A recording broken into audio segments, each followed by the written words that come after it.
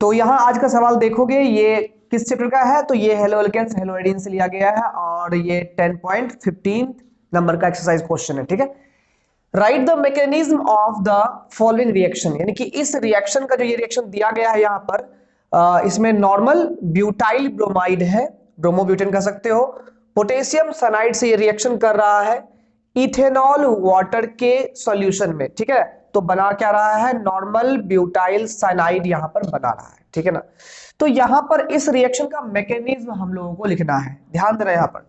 तो यहां पर हमारे पास में है ब्यूटाइल है CH3 CH2 CH2 CH2 Br, यहां पर ये N ब्यूटाइल ब्रोमाइड बना दिए।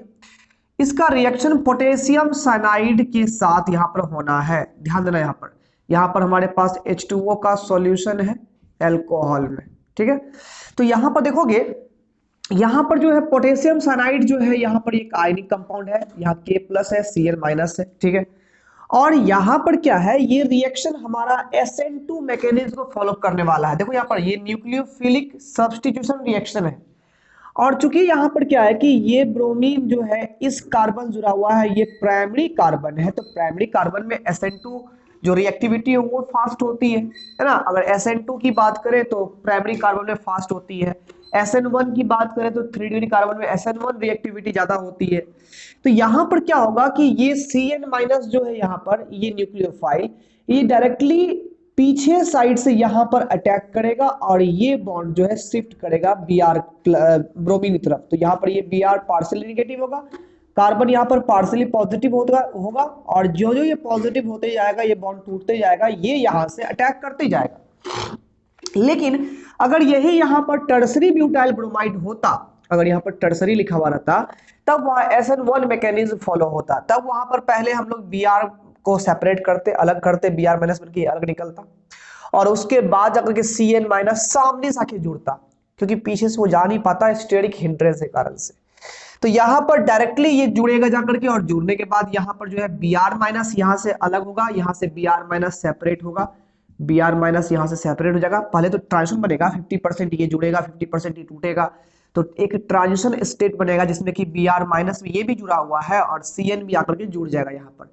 लेकिन फिर Br माइनस सेपरेट करेगा और यहाँ पर से K प्लस अलग हो जाएगा, Cn यहाँ पर आके जुड़ेगा, तो ये बन जाएगा यहाँ पर CH3 CH2 CH2 CH2, यहाँ पर Cn बनेगा, N ब्यूटाइल साइनाइड यहाँ पर बन गया, प्लस क्या निकल जाएगा यहाँ पर K Br यहाँ से बाहर निकल जाएगा। तो यहां पर क्या है कि सिंस कार्बन इज प्राइमरी, यानी कि 1 डिग्री कार्बन यहां पर है, तो रिएक्टिविटी यहां पर SN2 की ज्यादा होती है, यहां पर SN2 मैकेनिज्म के द्वारा यहां पर रिएक्शन हुआ है। तो हेयर रिएक्शन मैकेनिज्म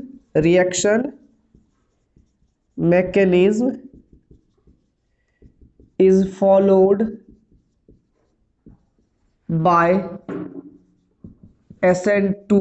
ठीक है ना, यानी कि SN2 मैकेनिज्म जो यहां पर हमने सीखा उसी को इस रिएक्शन के मैकेनिज्म में हमने फॉलो किया, क्योंकि जो SN2 की रिएक्टिविटी होती है, SN2 की रिएक्टिविटी होती है, SN2 की रिएक्टिविटी जो होती है वो सबसे ज्यादा होती है प्राइमरी कार्बन में, उससे कम होती है सेकेंडरी कार्बन में, उससे कम होती है टर्सरी। यानी कि हैलाइड की बात करें तो प्राइमरी हैलाइड में सबसे ज्यादा SN2 होता है, सेकेंडरी उसके बाद, टर्सरी उसके बाद। तो यहाँ SN2 रिएक्टिविटी ज्यादा था, इसलिए SN2 मैकेनिज्म को फॉलो करते हुए यहाँ पर ये रिएक्शन करवाया गया है। ठीक है, तो यहाँ पर आपने ये सीखा कि इस रिएक्शन के मैकेनिज्म कोई खास बात नहीं थी। अगर यही यहाँ पर टर्सरी ब्यूटाइल ब्रोमाइड होता तो हम लोग 2 स्टेप में रिएक्शन करते वहां पर, तब वो SN1 मैकेनिज्म को फॉलो करता। ठीक है, तो उम्मीद करते हैं यहाँ पर ये क्लियर हो गया होगा आपका ये मैकेनिज्म। ठीक है, और आप लोगों ने केस स्टडी कर लिया यहाँ पर कि हाँ ठीक है, अगर SN1 ये होता तो क्या होता। ठीक है, तो मिलते हैं अगले क्वेश्चन में, अगला क्वेश्चन आएगा जरूर SN1 का जरूर मिलेगा, तो वहां पर हम लोग उसको समझ लेंगे। ठीक है, और कैसा लगता है एक्सप्लेनेशन कमेंट में जरूर बताना।